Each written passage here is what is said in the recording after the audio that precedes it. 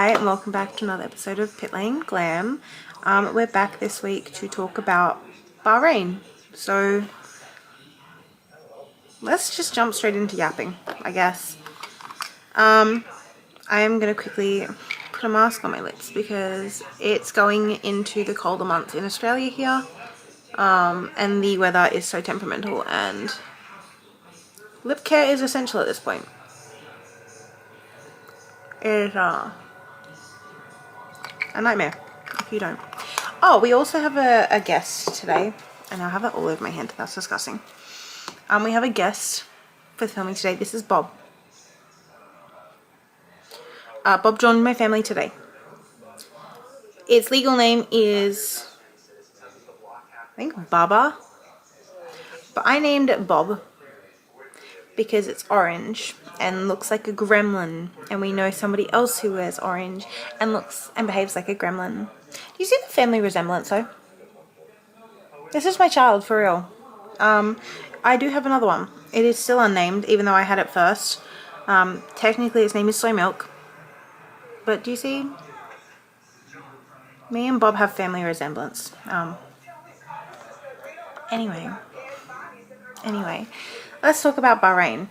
So FP1, we had a few different running because they had another rookie session going.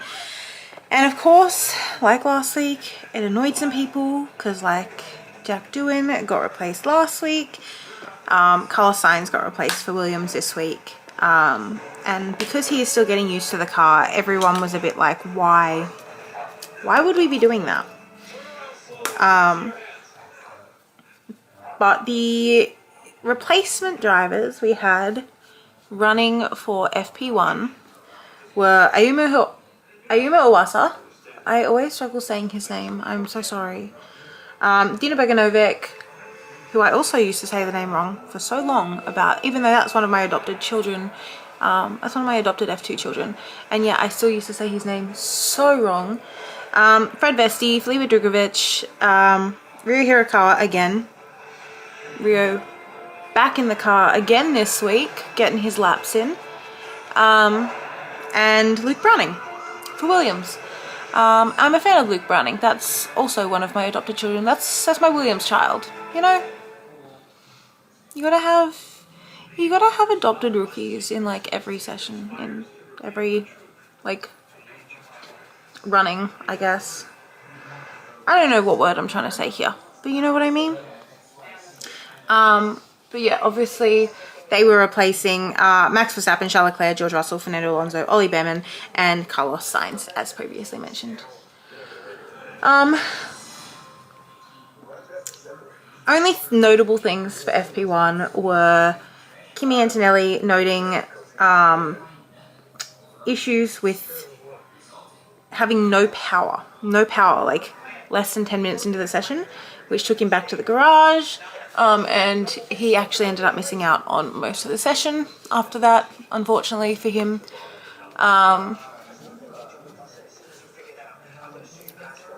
All the young ones got their laps in pretty well. Only other notable things were that Alex Albon got released into the path of Yuki Tsunoda, which got noted, obviously. And there was almost a Williams collision of Luke Browning and Alex Albon, because the team forgot to tell Alex that Luke was coming up. And I don't know, it was a really weird move. And yeah, Luke had really good reflexes, can I just say, to avoid a potential crash. And then yeah, they got noted for it as well. And then Alex got asked about it after the session, because of course he's going to be, of what happened there. And he got a $7,500 fine. Or the team did, I guess. I don't know. For that unsafe incident, for the impeding. And he was doing media next to George Russell, because when aren't the two of them together? 2019 rookies. And when he found out, obviously, how much the penalty was of $7,500, he said, oh, well, I'm not paying that, like the team will pay that. And George Russell piped up and said, that's less than Carlos's poo last week. Thank you for the toilet talk, George Russell, and for making me repeat it. But yeah, he literally said that's less than that fine. Because again, as we all remember, it was a reduced fine, reduced to 20,000. A reduced fine for being in the bathroom and being late to the national anthem by 5 seconds of 20,000. And Alex Albon made the joke of, you know, would you rather take a shit or kill your teammate? Kill your teammate, it's cheaper. He's not wrong. Apparently he's not wrong. Other than that, nothing notable really happened. The Red Bulls are still struggling. The B carbs are apparently struggling. Alex Albon led. That was pretty cool. And the top 3 finishes. Oh, that's right. There was something that happened. Top 3 finishes, FP1. Lewis Hamilton in 3rd. Pierre Gasly in 2nd. And Lando Norris in 1st. That's what happened. Pierre Gasly in the top 3. In an Alpine that was illegal. Is it legal now? Good question. Let's find out. I actually don't know. I would like to know though. Every time I do this part, I get very questionable. Because why I look like that? Why I look like a ghost again? I'm about Spanish. I'm not supposed to be this white. Not a lot to note from FP2, other than Max Verstappen obviously being back in the car and complaining heavily about the drive of that Red Bull. Oh, this is also, so apparently Ferrari came in with a whole new package. Like, they brought a heap of upgrades to Bahrain. And it was reported that if these upgrades don't work, they're kind of for the rest of the season. Because obviously, like, they're banking on these upgrades. The upgrades aren't as good as they thought, unfortunately. But yeah, Max Verstappen still complaining about the car. And the most notable thing for FP2 was that Fernando Alonso's steering wheel decided it didn't want to be a steering wheel anymore. And decided to just straight up come off in the middle of doing a lap. He had noted that there was issues and ended up in like the runoff area. Luckily he did when he did and was able to like slow down the car. Because yeah, the steering wheel just popped off. It's not supposed to do that, ladies and gentlemen. I'm not a car mechanic, but I know that the steering wheel should not pop off in the middle of a session that easily. So, he had to crawl back to the pits and figure that one out. Guys, what is going on up in here? And then, yeah, I think that was really it. That was the biggest issues with FP2. I say like the biggest issues as if like Fernando Alonso's steering wheel doing that isn't like a massive issue, but you know. Top 3 for FP2 were George Russell in 3rd, Lando Norris in 2nd, Oscar Piastri in 1st. So pretty consistent again. Those McLarens, once they get the hang of it. I'm already making a mess. I don't know if you guys ever see this, but like, it's messy work doing this makeup. It's never like a clean, it's not a clean lap.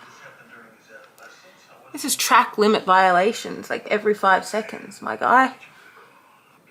FP3, once again, not like a lot went on.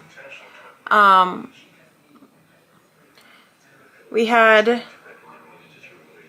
Nico Hülkenberg, who briefly caused yellow flags and a virtual safety car because his car went into anti-stall.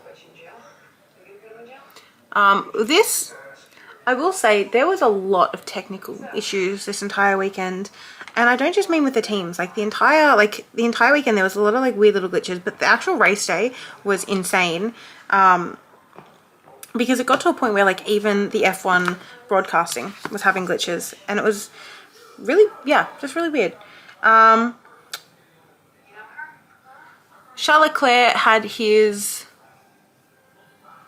left. I don't know my lefts and rights, people. I think it was his left, like rear wing mirror.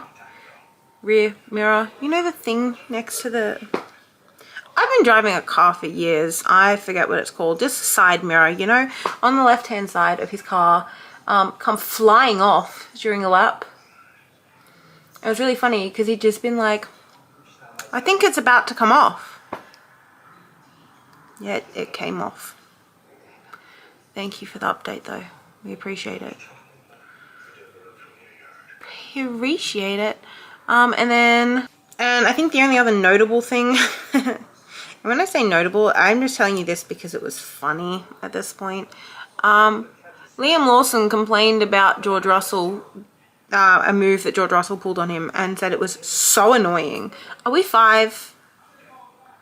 Are we five, people? You are F1 drivers. Making a move on you is not so annoying. It's his job. Anyway, top 3 of the session were Charles Leclerc. Don't know how the Ferrari got up there, but it did. Lando Norris, Oscar Piastri. Then on to qualifying,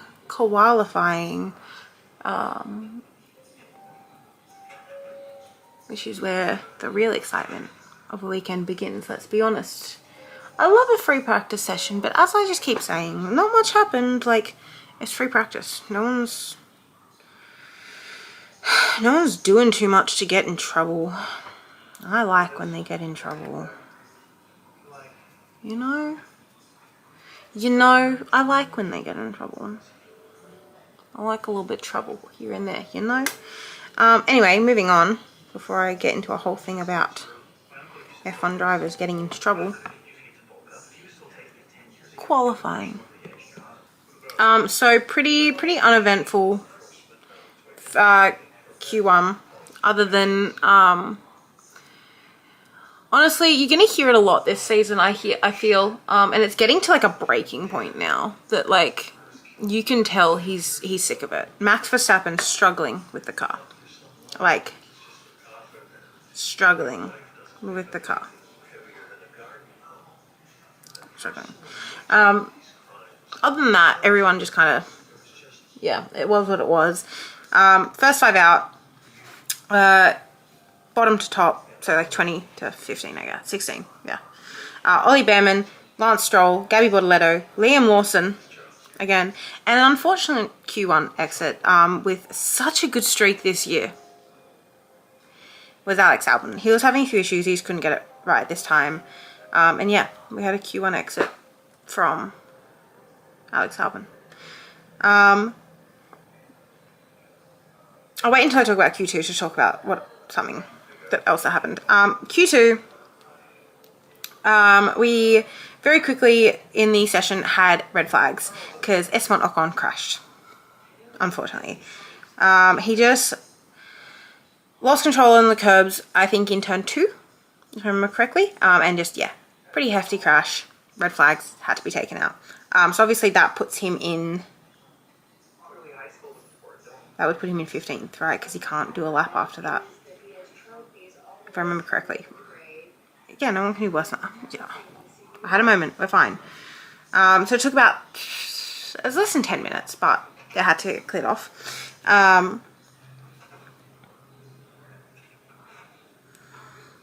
And then, so by the time it was cleared off, there was about like 11 minutes left of the session. We had the next 5 out being like bottom top. No, that's right. Somebody did do worse. Somebody did do worse because he was able to still put in a good enough lap time. Don't ask how. So 15th to 9th to 11th. Yeah. Nico Hülkenberg, Esteban Ocon, Fernando Alonso, Isaac Hadjar, Jack Doohan. We need to talk about how there's one Alpine that hasn't been mentioned yet that made it to Q3. Impressive. Maybe the Alpine is legal now. Maybe the Alpine is the friends we made along the way. Thank you. No, so it was noted after so not even after the session, it was about 40 minutes later. It was noted that Hülkenberg got in trouble, I want to say for track limits. Yeah, it was track limits, because that's something that's supposed to be applied instantly. You know, track limit violation, your times are deleted. 40 minutes it took for this track limit violation to be announced for Nico Hülkenberg, which actually dropped him behind Alex Albon, who had a slip up in Q1 and was the reason he got out. So he was actually supposed to make it through to Q2, which he could have done better in. But it was found out at the end of Q3. They applied this track violation so late.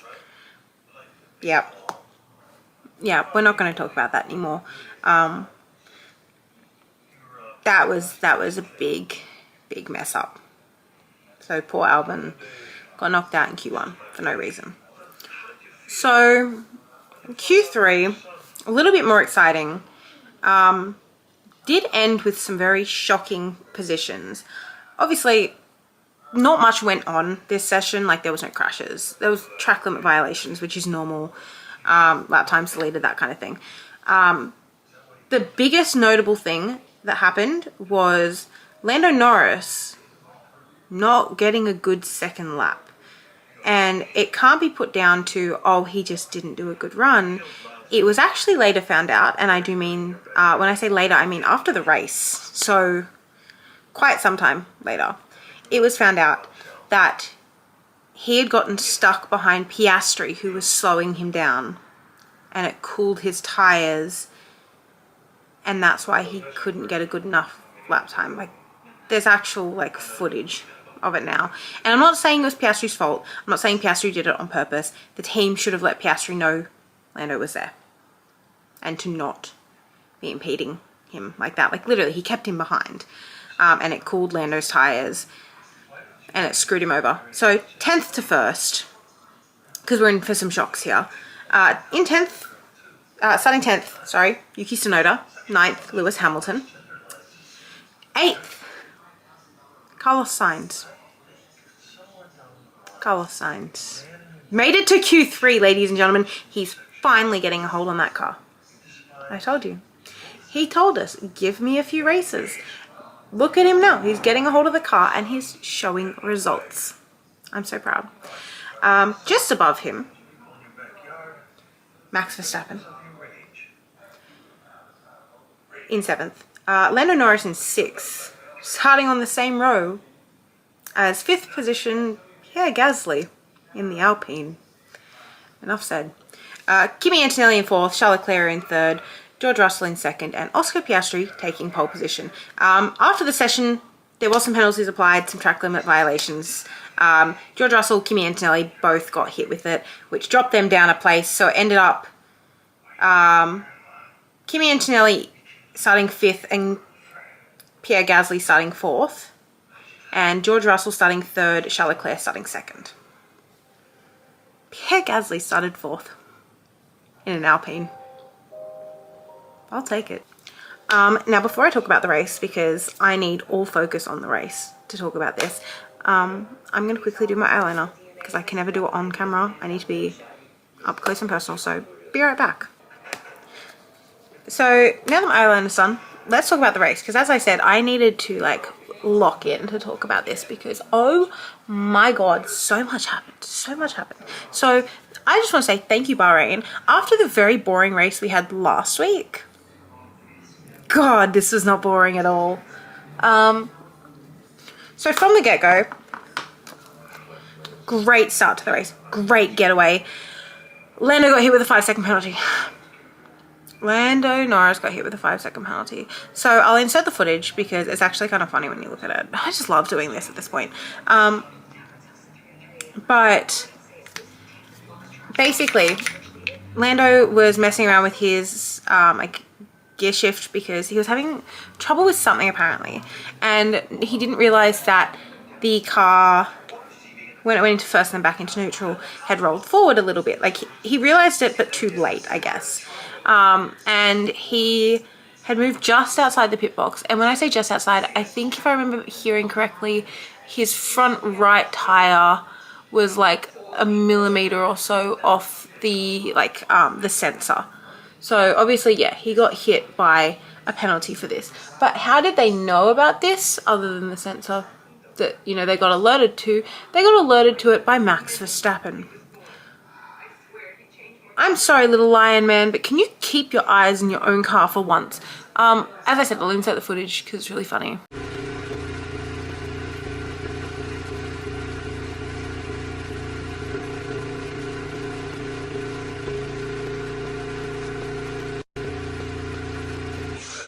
Lando is over his grid box. Okay, understood. Thanks. You basically see Lando accidentally roll forward and Max being straight on it, being like, Lando's out of the pit box. Snitch. And you know what happens to snitches, Max Verstappen? They have really, really, really bad karma during their race. Anyway, basically from the get-go, as I said, very exciting. Very close call from George Russell and Oscar Piastri from the very start, because George had a lock-up and almost went into the side of Oscar. Kept it clean, we're safe.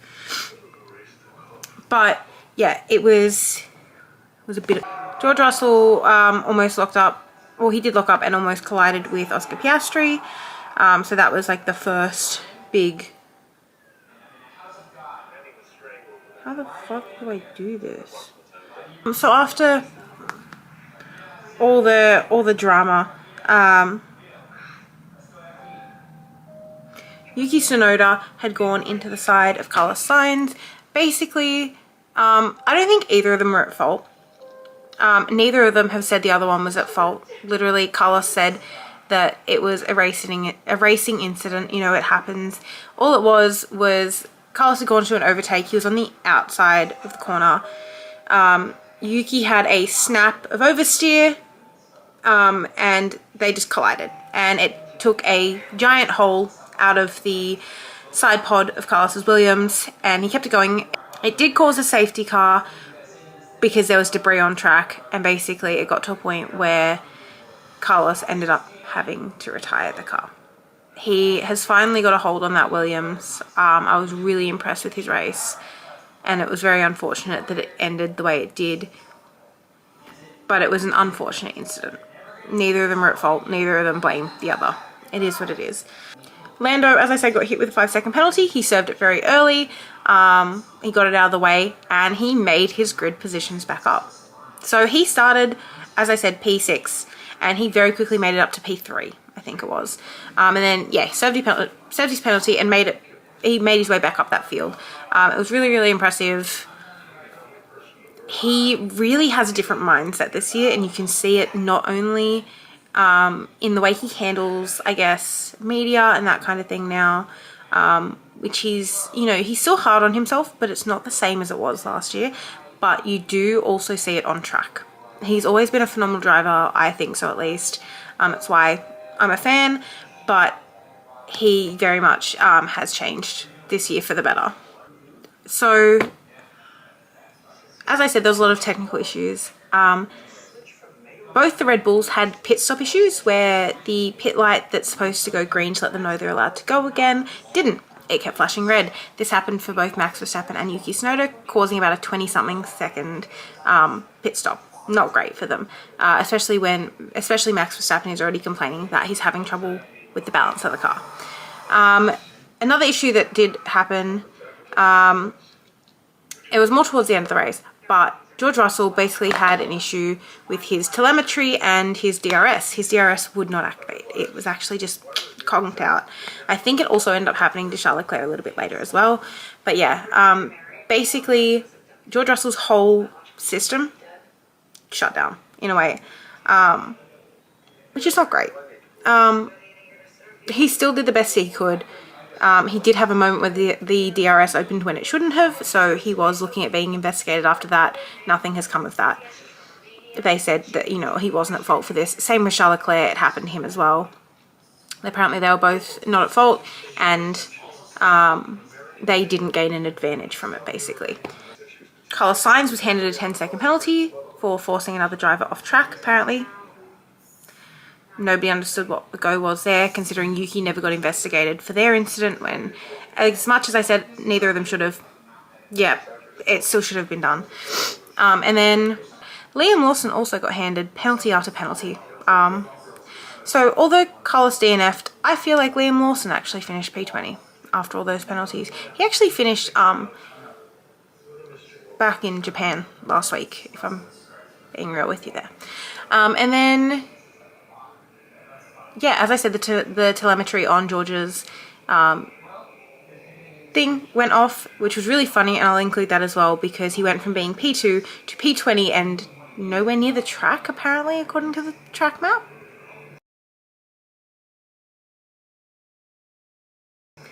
That was a weird thing. It was also really funny, you know? That's the whole, wait for me, I got little legs, but like, he's also back in China. He's gone for a visit with Liam Lawson. It's fine. I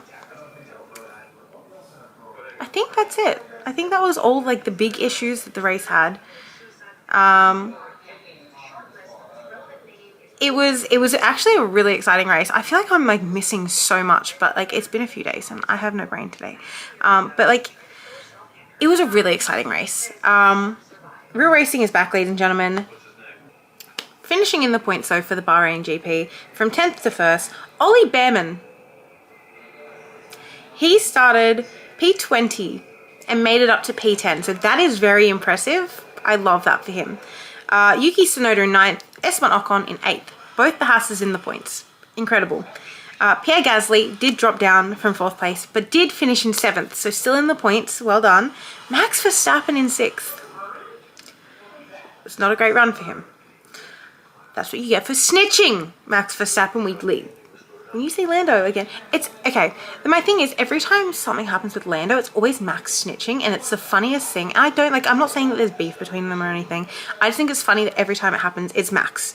It's Max on Lando. It's just funny. Lewis Hamilton in, oh my god, Lewis Hamilton in 5th, Charles Leclerc in 4th, and the podium finishes Lando Norris in 3rd, George Russell in 2nd, and Oscar Piastri in 1st. So this does, first of all, fastest lap, Oscar Piastri, driver of the day, Lewis Hamilton. I personally think Ollie Behrman should have gotten it. It was, yeah, everyone was a bit confused as to why Lewis Hamilton got it, but anyway. This does change the drivers' standings a little bit. As I said last week, Lando still kept the lead by Max Verstappen by 1 point. He has made a bit more of a gap now. He is still in the lead, but Oscar Piastri is now 2nd, with I think a 3-point gap, if I remember correctly. And of course, McLaren is still in 1st for the constructors. So really exciting.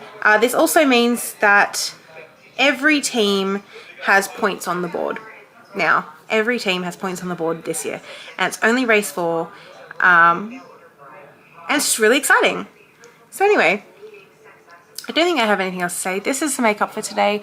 I have a cute little, I don't know if you can see it properly, but it's the 3 letters, the 3-letter alpha code for Bahrain, just there on my cheek, and the eyelid is a purple, orange, and pink for kind of like a Bahrain sunset, as it was the first race we drove under lights this year. Other than that, I've got nothing else to say. It's the week of Saudi Arabia, the last of the triple header, and yeah, I'll see you guys next week for Saudi Arabia, I guess. Oh my god, Bob has to say bye. Say bye, Bob. Bye.